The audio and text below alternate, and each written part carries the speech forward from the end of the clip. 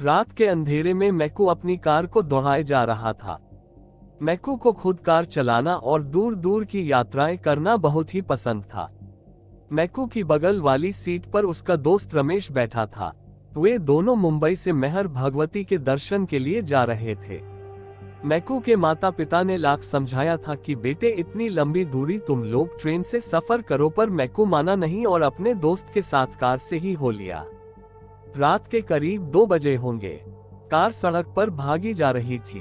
रह रहकर इक्के दुक्के ट्रक आदि भी गुजर जाते थे। अचानक कार में कुछ गड़बड़ी मालूम हुई और मैकू ने सड़क किनारे कार रोक दी।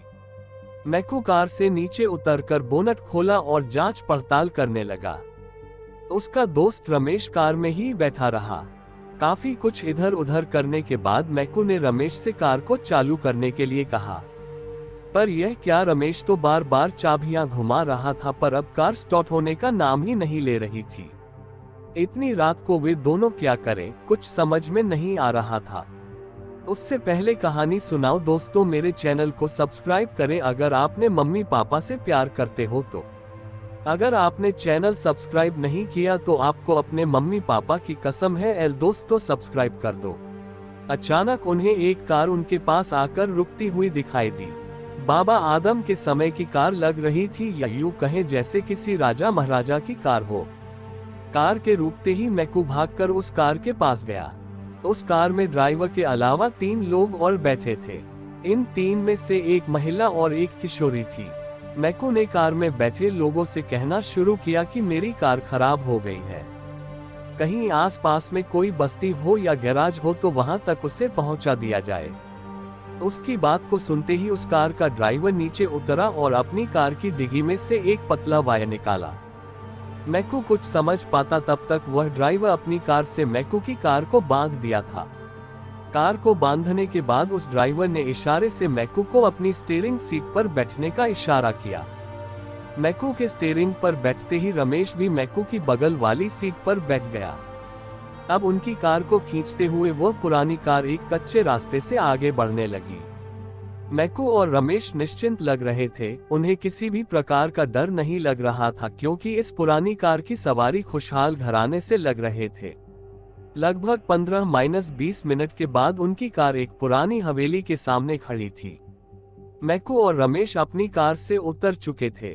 दूसरे कार से उनका ड्राइवर निकला और रोबदार आवाज में बोला कि आप लोग अंदर चलें। अभी मैकेनिक बुलाकर आपके कार को ठीक करा दिया जाएगा और उसके बाद आप लोग अपने रास्ते पर निकल जाएगा। मैकू और रमेश कुछ कहे बिना उस ड्राइवर के साथ उस पुरानी हवेली में प्रवेश कर गए। हवेली बहुत ही बड़ी थी और बहुत ही पुरानी लग रही थी। और एक बात मैकू और रमेश को चौंकाने वाली थी कि इतने अच्छे परिवार के लोगों के रहते हुए ये हवेली इतनी गंदी क्यों लग रही है। जगह जगह झाले लटके हुए थे, अजीब प्रकार की बू भी आ रही थी। मैकू और रमेश कसकर एक दूसरे का हाथ पकड़े उस बूढ़े ड्राइवर के पीछे पीछे हवेली में अंदर ही अंदर बढ़े जा रहे थे।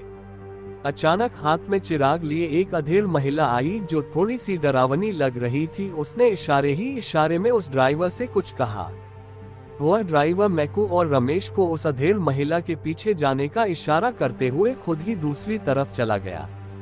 वह अधेड़ महिला उन दोनों को लेकर एक बड़े कमरे में दाखिल हुई। ये कमरा काफी अच्छा था, पर यह चौंकाने वाली बात लग रही थी कि इस पुरानी गंदी हवेली में इतना सुंदर सुसज्जित कमरा कैसे हो सकता है। वह कमरा दुधिया प्रकाश से भरा था, पर यह प्रकाश कहां से आ रहा था कुछ पता नहीं चल पा रहा था। मैकू और रमेश उस कमरे में लगी आलीशान कुर्सियों पर बैठ गए। उनकी आवभगत शुरू हो गई थी, पर अब उन दोनों को बहुत सारी बातें अजीब लग रही थी। अब उस बड़े कमरे में कम से कम 12-15 लोग जमा हो गए थे।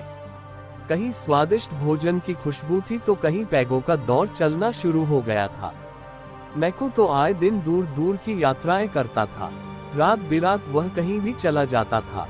उसे भूत प्रेत पर विश्वास तो था, पर वह एकदम निडर स्वभाव का था। वह अपने आप को मां मेहरवाली का बहुत बड़ा भक्त मानता था और वर्ष में कम से कम 2 बार मां के दर्शन अवश्य करता था। उसके गले में मां की माला हमेशा लटकी रहती थी और साथ ही उसके शर्ट की ऊपरी जेब में एक छोटा सा दुर्गा चालीसा। उसे जब भी थोड़ा समय मिलता इस चालीसा को निकालकर पढ़ लिया करता था। पर आज निडर मैकू को लगने लगा था कि वह और उसका दोस्त किसी बहुत बड़ी मुसीबत में फंस गए हैं। उसके आसपास के लोगों का व्यवहार कभी कभी अजीब चौंकाने वाला होता लग रहा था। मैकू फिर भी डरा नहीं और हिम्मत से काम लिया। उसने अपने दोस्त को उठने का इशारा किया और पास में लगे एक सोफे पर बैठने का इशारा किया और इशारे में ये भी कहा कि तुम कसकर मेरा हाथ पकड़े रहना और डरना तो बिल्कुल नहीं। अच्छा, तो ये बात थी। अब मैकू और रमेश जिस सोफे पर बैठे थे वहां पास में ही एक आलीशान शीशा दर्पण लगा था। मैकू कनखी आंखों से रह रहकर उस शीशे में देख रहा था। रमेश को अजीब लगा कि मैकू उन कुर्सियों पर से उठकर इस सोफे पर क्यों बैठा। शायद मैकू रमेश के दिमाग में उठने वाली बात को समझ लिया था। उसने उसे शीशे में देखने के लिए इशारा किया। अरे ये क्या! जो ही रमेश ने शीशे में देखा उसकी तो सिट्टी पिट्टी ही गुम हो गई। भय से उसका चेहरा पीला पड़ गया। दरअसल उस कक्ष में चलते फिरते अच्छे लोग इस शीशे में बहुत ही भयानक लग रहे थे। इतने भयानक कि रमेश का कलेजा उसके मुंह को आ गया। वह पसीने से पूरी तरह भीग गया। शीशे में उसने ये भी देखा कि यह लोग जो पानी या मदिरा पी रहे हैं वह खून जैसा लग रहा है। ये लोग जो खा रहे हैं वह किसी की मांस या हड्डियां लग रही हैं। वह तो अब पूरी तरह से परेशान था क्योंकि उसे लग रहा था कि अब उन दोनों का बचना असंभव है। अभी वे आपस में कुछ बात कर पाते तभी एक बूढ़ा बड़ी बड़ी मूंछों वाला उनके पास उपस्थित हुआ। वह लोई ओढ़े हुए था और उसके पीछे पीछे 2-3 सेवक टाइप के लोग भूत थे। वह बूढ़ा मुस्कुराते हुए मैकू से कहा कि आज उसकी पोती का जन्मदिन है। अच्छा हुआ कि आप लोग भी आ गए। हमारी पोती का जन्मदिन धूमधाम से मनाया जाएगा और इसमें शामिल होने वाले सभी लोगों को राजसी कपड़े पहनने होंगे। अस्तु, आप लोगों से गुजारिश है कि पास के कमरे में जाकर अपने पहनावे बदल लें। ये बात कहते हुए वह बूढ़ा बार बार मैकू के गले में लटकती हुई माला को देख रहा था। उस माला की तरफ जब भी उसकी नजर जाती वह थोड़ा भयभीत लगने लगता।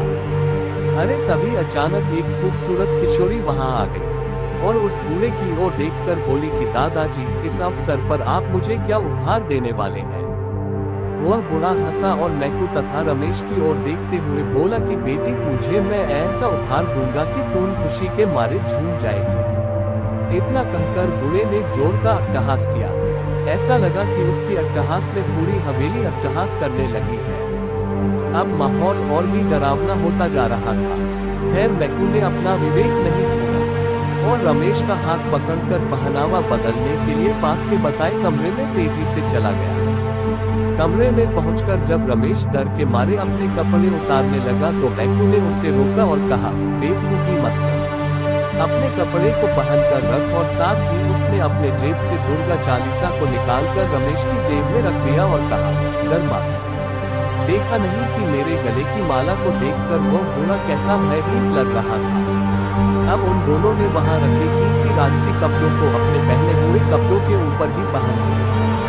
कपड़े पहनने के बाद मैकू ने रमेश का हाथ कसकर पकड़ते हुए कहा कि तुम डरना मत, हम लोगों के साथ माँ मेहर वाली है और उनके रहते ये भूत प्रेत हम दोनों का कुछ भी नहीं बिगाड़ सकते। इसके बाद वे दोनों कमरे से निकलकर फिर उस बड़े कक्ष में आकर सोफे पर बैठ गए। देखते ही देखते पार्टी शुरू हो गई। उस बूढ़े की पोती किसी राजकुमारी से कम नहीं लग रही थी, पर उसी को शीशे में देखने पर वह एक महाकुरूप डरावनी साया के रूप में तब्दील हो जा रही थी। वह किशोरी प्रसन्न मन से मैकू के पास आई और उसके कंधे पर एक हाथ रख दी। अरे ये क्या! कंधे पर हाथ रखते ही ऐसा लगा कि जैसे उस किशोरी को 440 वोल्ट का करंट लगा हो। अभी कोई कुछ समझ पाता तब तक वह बहुत दूर जाकर गिर गई। अब तो वहां हड़कंप मच गया। मैकू सब समझ रहा था। उसे लगा कि यह जरूर उसके गले की माले के कारण हुआ है।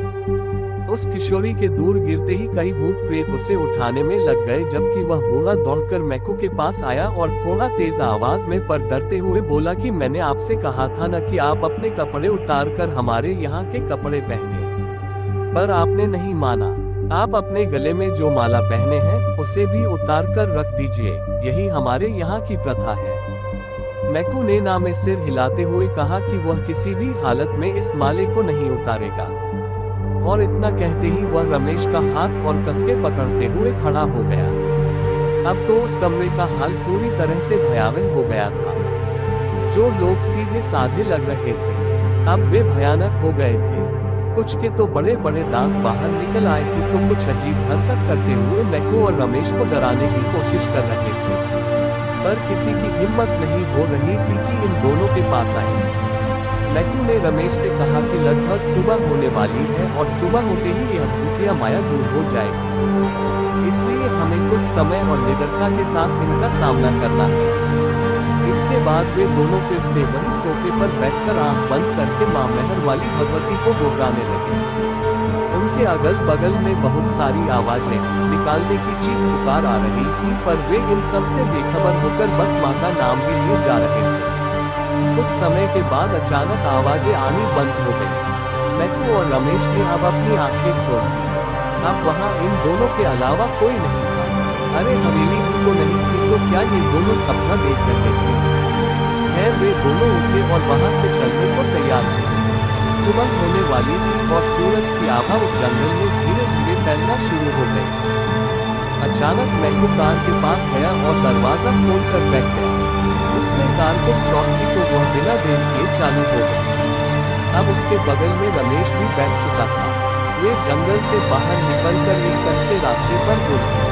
कुछ दूर आगे चलने पर उन्हें एक चाय की टपरी दिखाई दी। मैकू ने वहीं अपनी कार रोक दी और कार से उतरकर उस टपरी में आ गया। टपरी में आते ही दुकानदार थोड़ा डर से मैकू की तरफ देखकर बोला, साहब, आप लोग सुबह सुबह इस जंगल में से कहां से आ रहे हैं?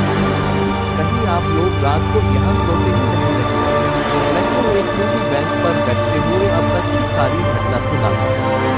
दुकानदार ने एक लंबी सांस लेकर कहा, अच्छा हुआ कि आप लोग सही सलामत बच गए, नहीं तो कई सारे लोग इन भूतों के ऐसे शिकार हुए हैं कि या तो वे पागल हो गए या किसी बड़ी बीमारी के शिकार। इसके बाद उस दुकानदार ने सहमते हुए अपनी आप बीती उनको सुना दी। क्या गुजरी थी उस दुकानदार पर? खैर, यह कहानी फिर कभी सुनाऊंगा अगले पार्ट में। कहानी अच्छी लगी हो तो चैनल को सब्सक्राइब करें और वीडियो को लाइक और शेयर करें। Thanks for watching.